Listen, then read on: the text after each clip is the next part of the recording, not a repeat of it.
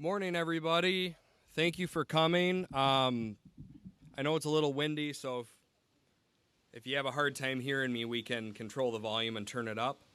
Um, my name is Sean. I've had the privilege of working with Barbara's family, and today we're going to have Rosie come up and speak, and then Bing, and then Robin, and then Rebecca. And then after that, I know that the family would love it if anybody wants to come up and share a memory or a story. That would be greatly appreciated. And you do not have to wear your mask when you are talking into the microphone. So if you're more comfortable taking it off, I think we could all hear you better without it. And then, of course, when you go to your seat, just put it back on, okay? And thank you again for coming.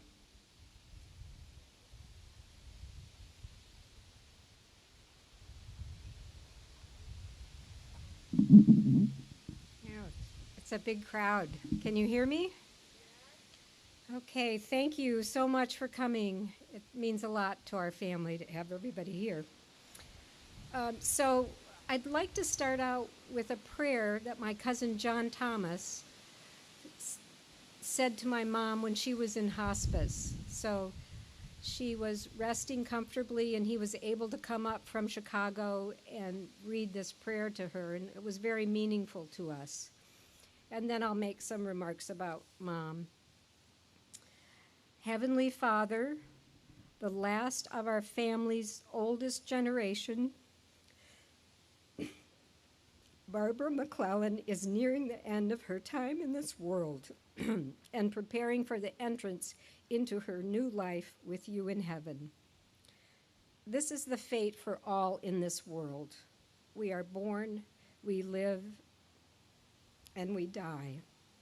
What matters most to you is not how we are born and not how we die, it is how we live. You call us to shine in the world while we are here. Barbara is a shining example of a life well lived. You call us to love, you call us to peace. You call us to make the world a better place while we are here. Barbara did all of this and more. She loved well, she lived well, she was a beautiful soul with the heart of an artist who truly cared for others more than herself. This is your highest calling. Welcome her to eternal home, Lord, with words of high praise for a life well lived. Welcome her with a greeting that is the welcome we all hope to hear when we see you face to face. Well done, my good and faithful servant. We will miss you until we are reunited in heaven. So my mom, as you all know, was a remarkable person, our mom. She was generous and kind, creative and loving. She was strong and resilient. She adapted to new circumstances. As many of you know, she was born in El Paso, Texas, went to college in Texas, and she met our dad when he was stationed in the Air Force in San Angelo. So after a brief courtship, they were married and they moved to Michigan. And then following subsequent moves, because of my father's job, they moved from Michigan to Connecticut to Ohio and then back to Michigan. And in 1963, we landed here in Traverse City at a home on Long Lake, way back in the woods. And if you'd ever been to that home, you'd know that in the winter, there was a lot of snow back then. And my dad had to plow out the driveway because it was a mile back in the woods. So when my dad had to travel on business, it was my mom who had to get up at the crack of dawn, get the plow out, and plow us out of the driveway so we could get to school on time. She loved living in the woods, and she adapted to northern Michigan's lifestyle. She learned to cross-country ski and to downhill ski, and she really enjoyed playing tennis on the courts behind our house. She was generous. Over the years, I have heard from many friends about how she fixed their curtains, took up a hymn, or made a quilt for a granddaughter. She was intelligent, always reading history and debating politics with friends and relatives. When we were young, she led Sunday school classes at First Congregational Church. Later in life, when she wasn't raising 4 children, she participated in book clubs and took art classes at NMC. One of her teachers, Paul Welch, is here. As some of you know, she served on the Human Rights Commission and volunteered for 20 years at the Dennis Museum. She really loved sharing her love of art with younger people. She was always generous with her time and talents. She was truly a positive force for good in this world. She taught me many things: the value of discipline and hard work, the importance of seeing the best in people, a love of art, music and dance, the joy of physical movement, and the value of a kind word to someone. The last time I had a conversation with her where she was really cognizant of what I was saying, she was transitioning from her apartment at Glen Eagle to hospice house. And I reminded her of all the adventures that we had had together. We went to the Grand Canyon together. I took her to the U.S. Tennis Open. And finally, in 1989, when I was in the earthquake in San Francisco, she flew out from Florida and rescued me. She helped me drive from San Francisco to Chicago. And when I reminded her of all those adventures, she smiled at me and said, "It was all worth it." I'll treasure that conversation.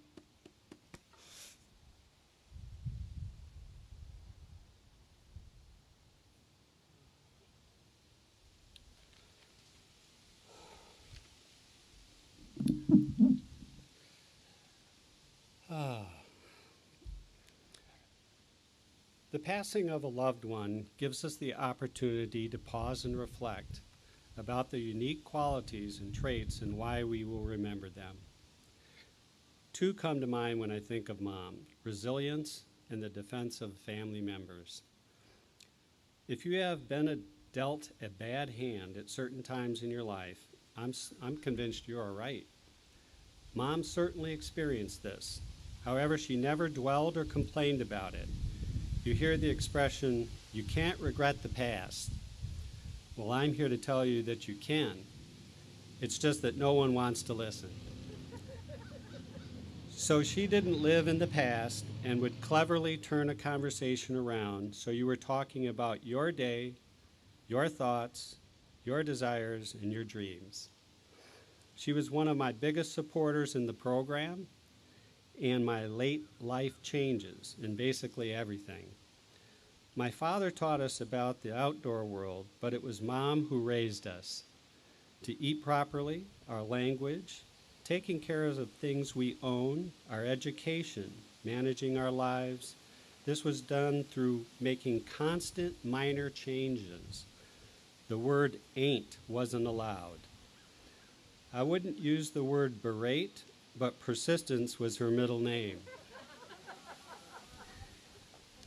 Perhaps my slightly obsessive behavior is a product of this, so I thought about it and thought some more and more. Well, you get the idea. I remember for a project I was given in grade school, I was going to build a castle.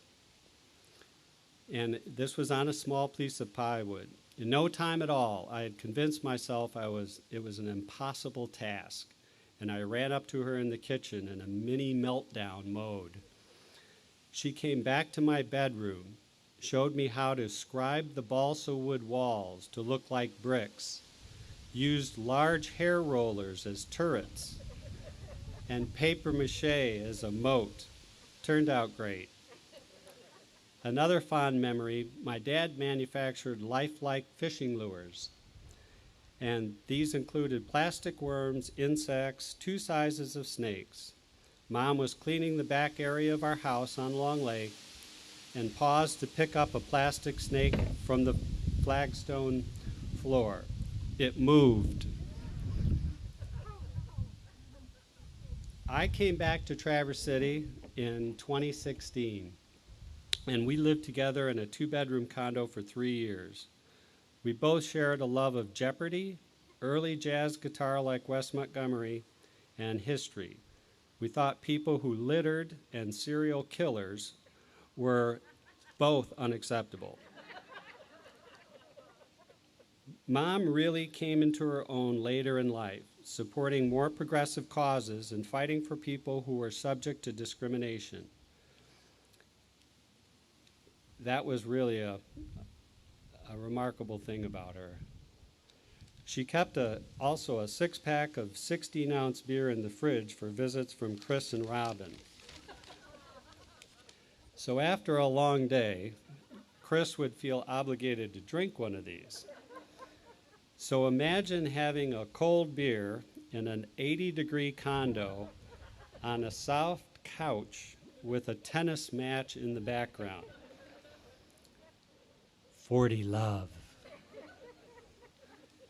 The eyes would begin to flutter.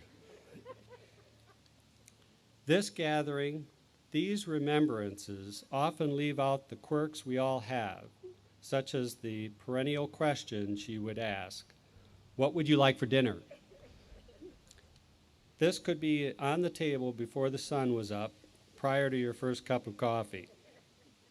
And among my siblings, we love to repeat her pronunciation of certain words. San Antonio, salsa. I'm thinking back to our living room on Long Lake, our great stereo system, and a line from one of James Taylor's first album. I woke up this morning and wrote down this song. Well, I woke up this morning and I put on a Bill Evans 1963 CD, and I know my mom would approve. There are 3 things I intend to carry forward in her memory. Swear less.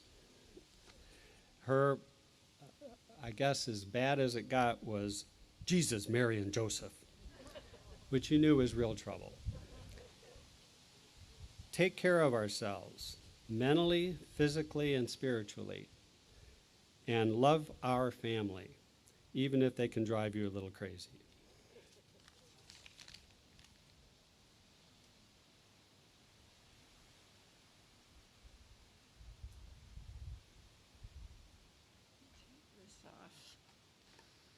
Thank you all for coming.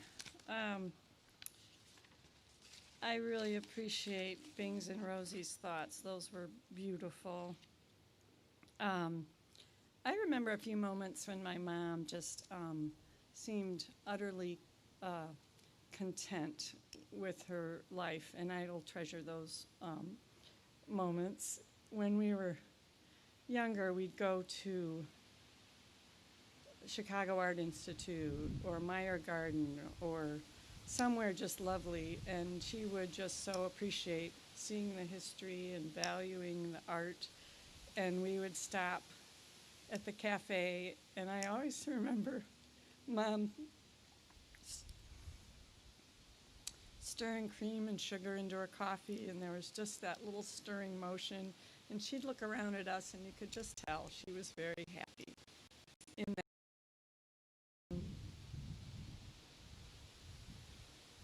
So there are those moments in all of our lives that are just the essence of us, and I think we were everything to her, and we knew that. She didn't always express it, but we always knew that.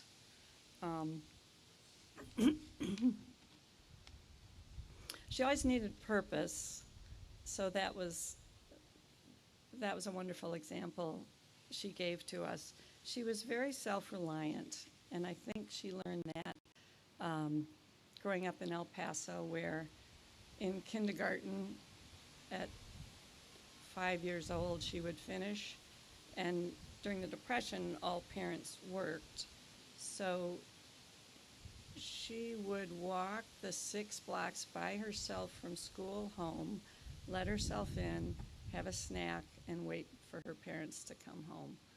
And that would not happen with my children.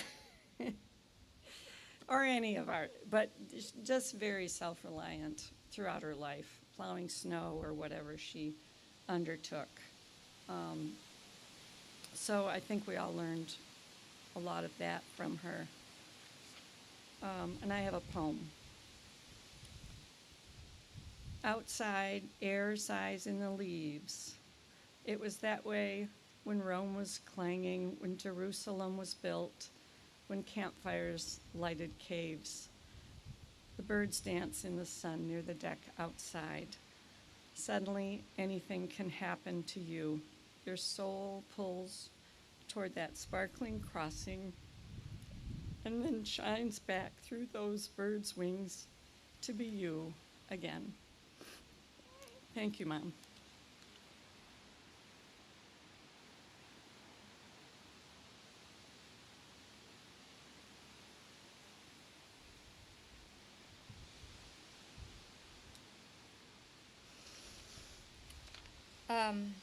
Thank you all for coming. It's really amazing to see throughout the years all of the lives that Mom has touched. I know I have no real idea, especially being gone for the last 20 years in California. I would call her as often as I could, and I often think about whether it was enough, because I wasn't here a lot. And she would always say first, "Now, how is Rebecca?" And it was never about her troubles. It was always about what I was doing and my next adventure. And I had a very adventuresome, have a very adventuresome life with my husband, just in terms of going out and doing these crazy things. And we would say, well, we went and climbed Aconcagua, and she would go, well, how was that? At 90 years old, well, what was that like? And we would talk about it. But a couple of memories of who she was. When I lived in Chicago, I lived in this high-rise of 18 floors, and when Mom had moved back to Michigan, and she was there and probably in her 70s, she came to visit, and we both loved Chicago for its museums and restaurants, and it was so much fun. And so I pick her up at the airport early morning, and we drive in, and we get to my place, and we're going to take all our luggage up, and the elevator's out. It's 18 floors. And so, we haul her luggage up, and she's just like, getting up the stairs, and then we drop that off, and then we go back out, and we have a day of activity, and we come back to the house, get ready, we walk up 18 floors again, because the elevator's still out, and then we come back down, and I volunteered at the Old Town School of Folk Music, and there was a fiddle fest. So we went, and it was just this tremendous concert, and there were fiddlers stomping, and one gal was fiddling and doing a high Irish jig while she was fiddling, and I mean, it was just amazing, and we had so much fun. And then we got in a taxi, and we came home, and the elevator's still out. And the last 18 floors she climbed up, she looked at me as we got to the apartment, and she's like, "Are you trying to kill me?" It's like, but it was fixed the next day. But she never, she was climbing 18 floors. Wasn't anything she complained about. And then when I got married 20 years ago, my husband met my mom, and within a few minutes, he was asking her about the dowry. It's like, where are the goats? Where are the pigs? Where are the cows? Classic Guy repartee. If you knew my husband, he loved to joke with her, and he sort of got her, and she got him. And she just said, "Oh, this was the, oh, you're full of wet hay." You know, she would just say that, and you know, they would go on with their conversation. And she was always really interested in what he was doing, and they were both, you know, interested in history, and they would argue about religion, and it was great. And she truly enjoyed him. And we returned to California, and a couple of weeks later, we got this box in the mail that was addressed to Guy, and he opens it up, and in this little box, nestled in the fake hay, was a goat and a pig and a cow and a note from my mom. It was 2 words, and it's 3 words, and it said, "Now shut up." And that was it. So we invite anybody and everyone who would like to come up and share a few words to please do so. We would love to hear from you.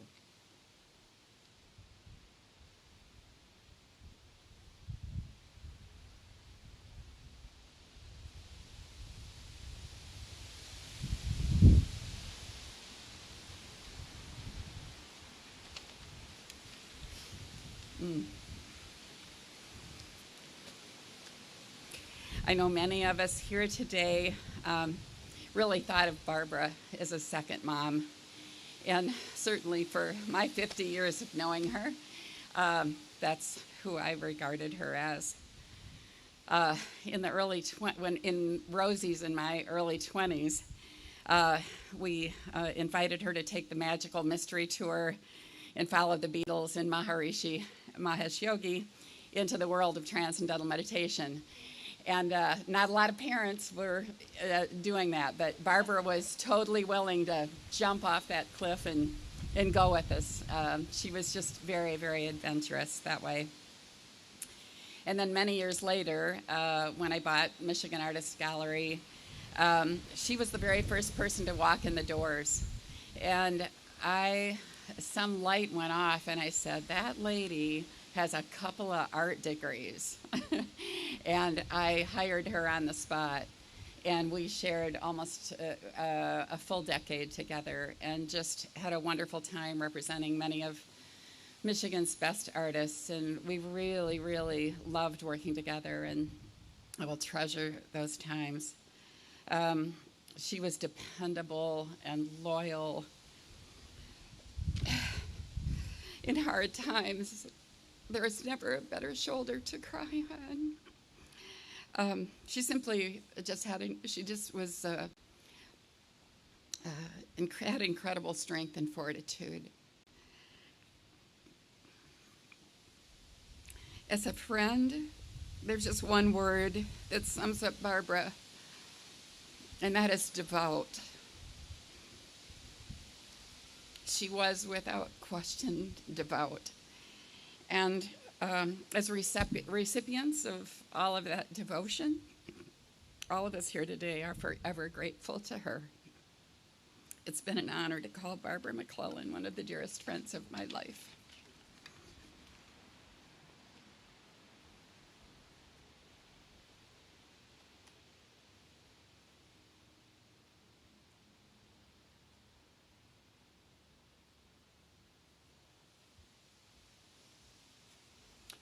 I'm so glad to see everyone here with us in memory of Barb today. I have not a lot new to say that won't echo what has already been said and how much it meant. Just the comfort that she would always bring into my life wherever I was focused and whatever I was thinking of. And she would always feed us so very well, and bacon wrapped meatloaf in an 80-degree apartment and that couch. It was impossible to stay alive in that, yeah. And she was just one of the absolute most caring women I've ever had in my life. I'm so thankful for the time I had with her.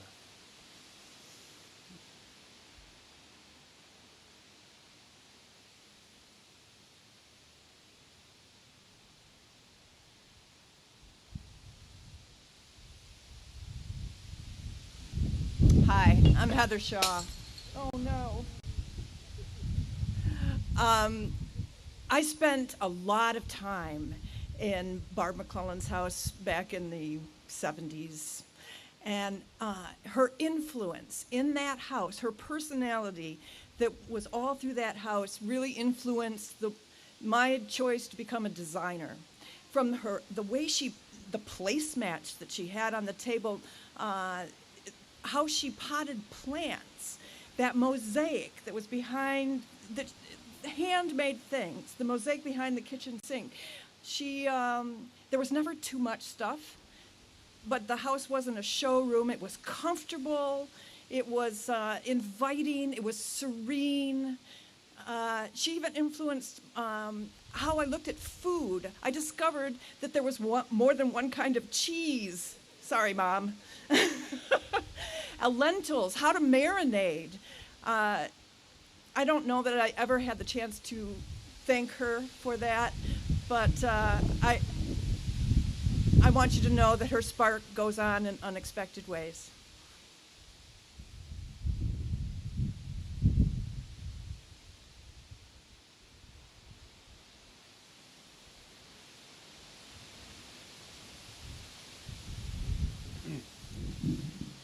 All right. First of all, thank you for everyone who made it out here today. My grandmother, even to the very end, she was one of the most supportive people that was regularly in my life.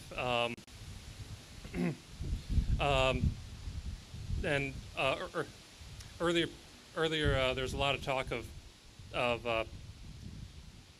different prayers that we've said in her memory, and it reminded me of a quote I heard a while back, and it goes like this: the best prayer you can say is thank you. And I finally got to say my goodbyes and my thank yous to her last week in her hospice room, and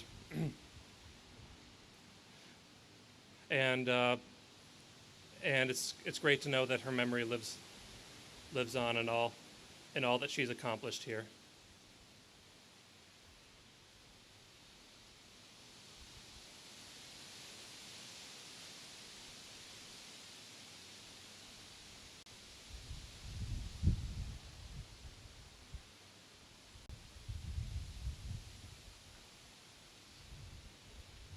Greetings. Comfort, style, poise, friend, dignified. Barbara was amazing, as we know. A friend. We go back a long ways. Rosie and I are some of the oldest friends. My mother. Barbara's husband worked with my father years ago in Jackson. We have ties to Elk Lake. In any case, I've been so grateful to have Barbara as a part of my life. She's a friend. She's trusted, loyal. And thank you for everything, Barbara. And thank you all for expressing your love of Barbara and the value of her in your life. It resonates with me. But I had just two things to say in addition. And I will say Barbara was a friend and a yoga student of mine, or a fellow yogi. And I marveled at her. I would arrive at the parking lot of Ultimate Fitness, and there would be her car, and she'd have her mat rolled out, and she'd be standing there ready to practice at 70, 80, I don't know. And, in her 80s, she still was practicing. And I said, Barbara, I'm just so proud of you to keep up your own self-care, because that takes discipline. I know that. And she said, well, you got to move. And one other comment that my husband, David, has made about Barbara some years ago, and that was this. Barbara didn't open her mouth all the time. And yes, when she did, she'd ask about you. But when she opened her mouth, it was worth hearing what she had to say. Love you, Barbara. Love you, family. Thanks for sharing. Your mother.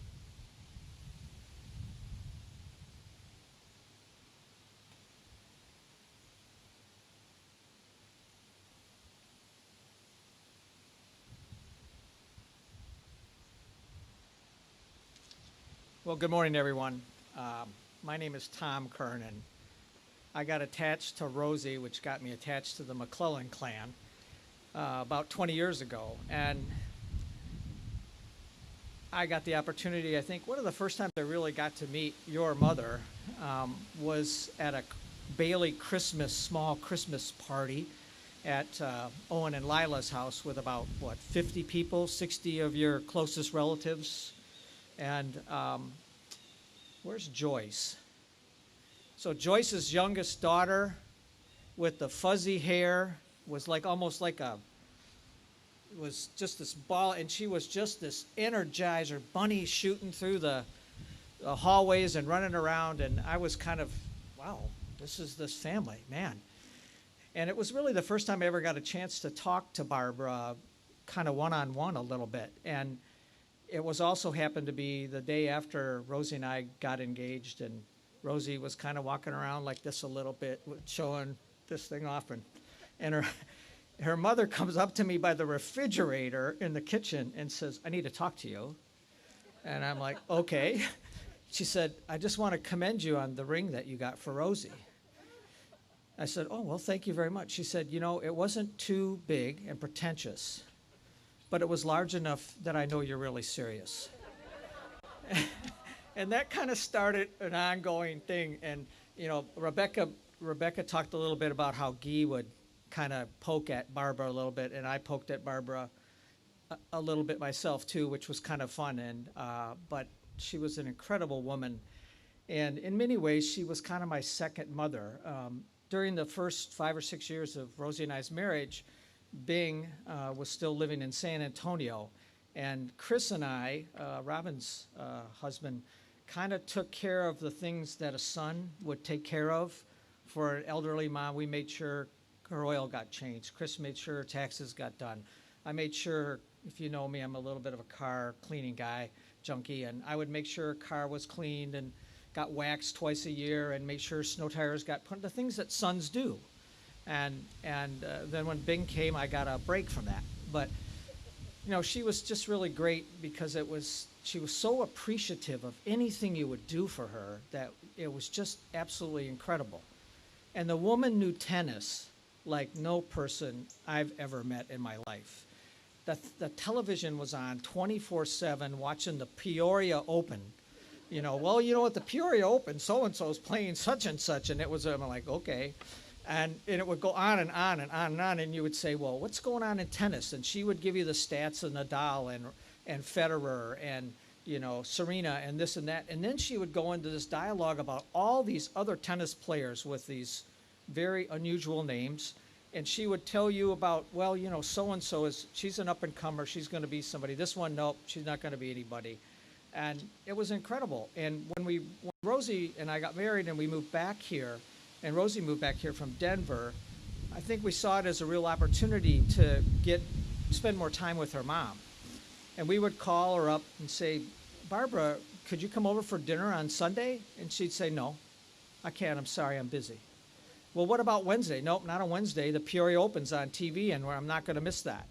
And really, I got the sense of what many people have spoken about today, which is about her independence and her resilience. She did not let the death of her partner, stop her. She just moved on. And that's a great thing that I learned from her, was that don't look behind you, look forward. And one of the other things she said to me a couple years ago was, she said, "Tom, you're the best thing that ever happened to Rosie." And at first, I wanted to say, "Well, yeah, you're right," but the reality is the opposite is probably true in that case. Rosie's probably the best thing that ever happened to me. But actually, one of the other best things that ever happened to me was I had the honor and privilege of having Barbara McClellan in my life, and that was pretty special.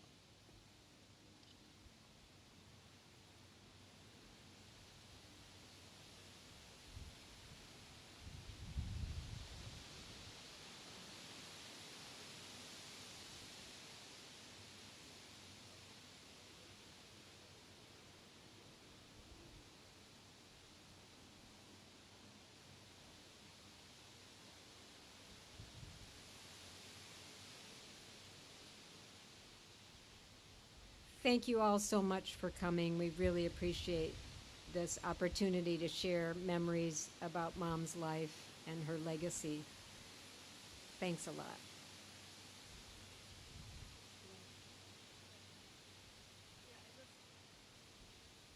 I just wanted to mention we've got Starbucks, which Mom really loved. That's why we have it here in the kitchen. And then there's a picture table up here on the porch. And if anyone wants to say anything else, the mic is here, so.